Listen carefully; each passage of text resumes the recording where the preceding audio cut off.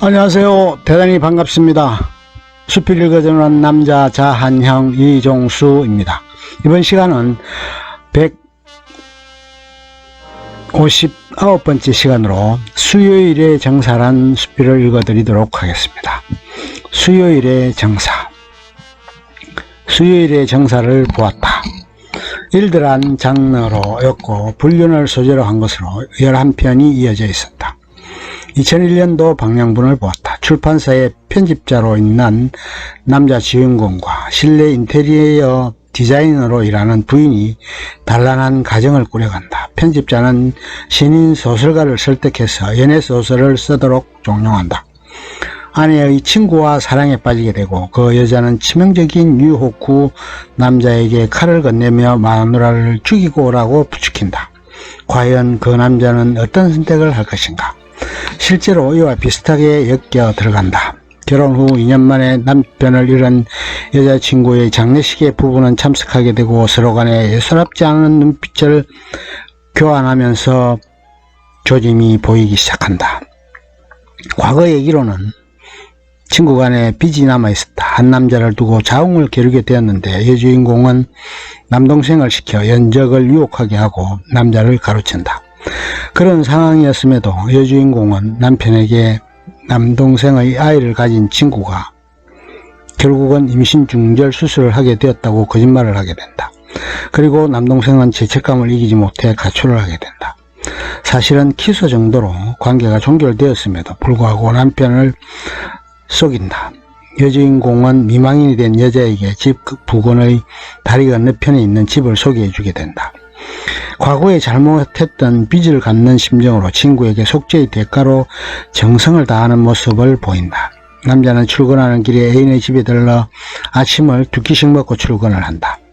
남자는 그곳에서 처남내일을 만나게 되고 그들의 불미스러운 현장을 발각당하게 되고 만다. 호텔을 찾아 수요일의 정사를 즐겼던 두 사람은 결정적인 순간에 고백을 강요받게 되고 솔직하게 시인하고 만다. 곧장 짐을 싸고 와야 되고 이혼서류를 제출하고 종말을 보게 된다. 그로부터 1년 뒤 다시 시작하고 싶은 남자는 여자를 찾게 되고 재회하게 된다. 서로의 속마음을 확인하게 된 두 사람은 첫 데이트를 했던 곳에서 똑같은 상황에 맞부딪히게 되고 새로운 시작을 이루려는 찰나 극적으로 애인이 해방을 놓게 된다. 예전 같지 않게 느껴진 애인은 결혼식을 올리자고 해놓고 남자에게 치욕적인 망신을 선사한 후 결별을 고하게 된다. 친구와 동일선상에서 똑같은 상황과 여건 아래 자신도 새롭게 행복을 찾기로 다짐하며 새 출발한다. 3년 후 모임을 갖게 된 세 사람. 남자는 이혼남인 채로 두 여자는 새로운 가정을 꾸려 아들을 낳고 잘 살고 있는 상태로 나타난다. 세 사람은 신나게 수다를 떤 후 각자의 삶으로 돌아간다. 그런 와중에 수요일에 데이트 신청이 들어오게 되고 남자는 예전에 그 불륜 기질이 발현되는 것이 아닌가 하고 흐뭇해하며 전화를 끊으며 대단한에 막을 내린다. 드라마 수요일의 정사는 일본판 불륜의 진술을 보여주고 있다. 여주인공이 연적의 뺨을 한 대 갈기는 장면이 나온다. 그러나 죽기 살기로 불륜을 단죄하는 폭력은 나오질 않는다. 반면 한국 드라마였던 내 남자의 여자에서는 그것이 핵심으로 여겨진다. 여러 가지로 색다른 모습을 보여주고 있다. 수요일의 정사에서는 매형의 불륜을 알게 된 남동생도 결코 그것에 대하여 누나에게 발설하거나 고자질하지 않는다.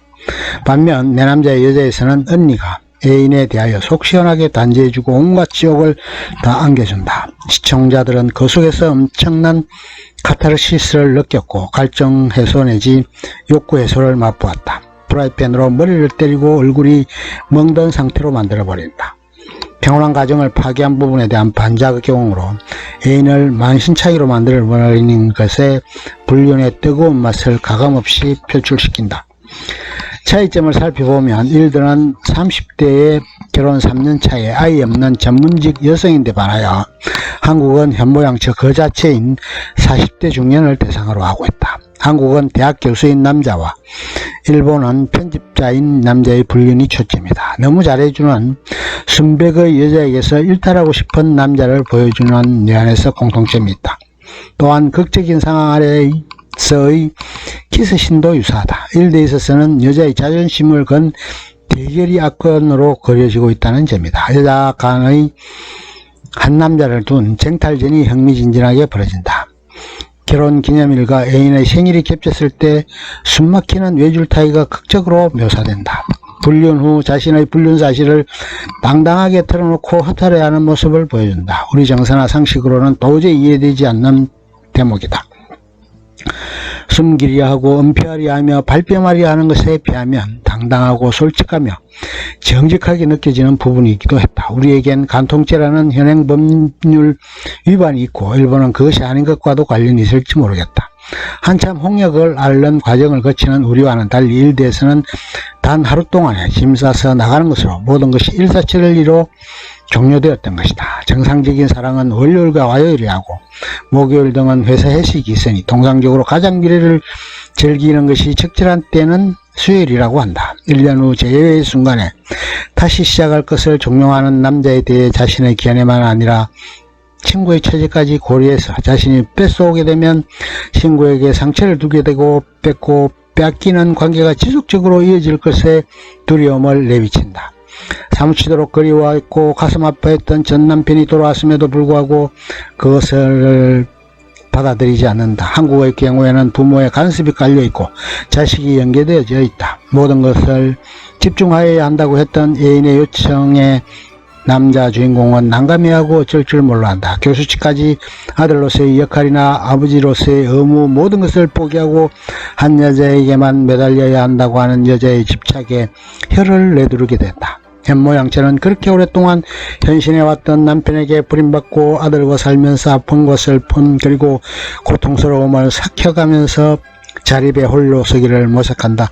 샌드위치 가게를 해가며 사회에 눈떠가고 연하의 후배와 데이트도 해보지만 자신의 마음을 다잡지 못한다. 신나게 오토바이도 타며 애인과의 미래를 즐겼던 남자도 공기와 물 같은 존재였던 아내와 떨어지면서 겪게 되는 불편함에서 익숙했던 것과의 소중함과 고마움을 새삼스럽게 깨닫게 된다. 여기에서 애인의 남동생이 나타나 그의 누나에게 부정한 부분에 대하여 매스케 질타한다.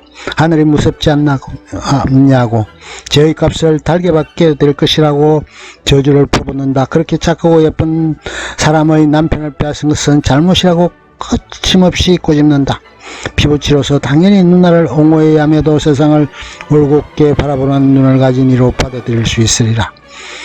두 나라 간의 사랑하는 방식의 차이 또는 불륜을 받아들이는 자세가 묘하게 대비되는 두 드라마였다. 일부에서 남자는 연애소설의 소재를 제공하려는 의도에서 시작되는 듯한 인상을 주었다.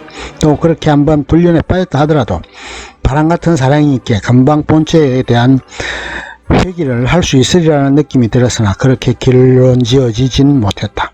해적으로서 자신의 사랑에 자신을 가졌던 여주인공은 어떤 이가 유혹한다 하더라도 그곳에 유혹당하지 않으리라고 확신했었다. 그럼에도 예상을 빗나가게 되고 건널 수 없는 다리를 건너버린 후 당당하고 깨끗하게 추후에 미련 없이 이혼해버리는 당찬 모습을 보여주기도 했다. 남자는 자신이 잘못에 대해 용서를 비는 구질구질함을 보여주는 것이 아니라 자신이 선택하에 책임을 다하는 자세를 보여줬다.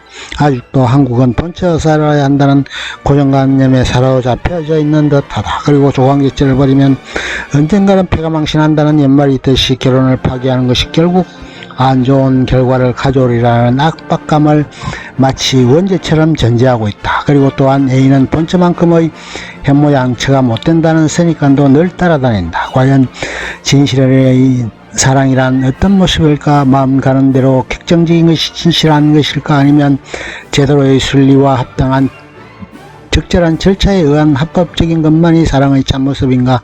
구질구질하게 자신의 죄책감에 속병을 알아가며 갈팡질팡하는 것보다 자신의 선택에 책임을 지고 그 굴레를 짊어지고 가는 것이 필요한 것은 아닐까? 사랑의 기한이 3년 정도라고 한다. 그 이상은 탈성이나 정의에 의한 것이라고 한다. 젊은 시절 그 생기발랄하고 아름다웠던 것은 금세 시들어버리고 열정과 격정도 식기 마련이다. 혼인서약이나 맹세는 식상해지기 마련이고 일상의 틀 속에서 그냥 그렇게 흘려보내는 것이 생활의 일면일이라 참다운 사랑과 진실한 사랑을 찾아 일생을 허비하는 이도 있고 일생토록 한 번도 제대로 인연을 만나지 못하는 이도 있을 것이다. 일생에 자신의 전부를 바칠 만한 멋진 사랑을 한번 해보고 싶은 게 보통 사람의 더도 덜도 아닌 공통된 꿈은 아닐까. 수요일의 정사를 보면서 느껴보는 소회이다. 끝. 좋으면 좋아요, 구독 눌러주세요. 감사합니다.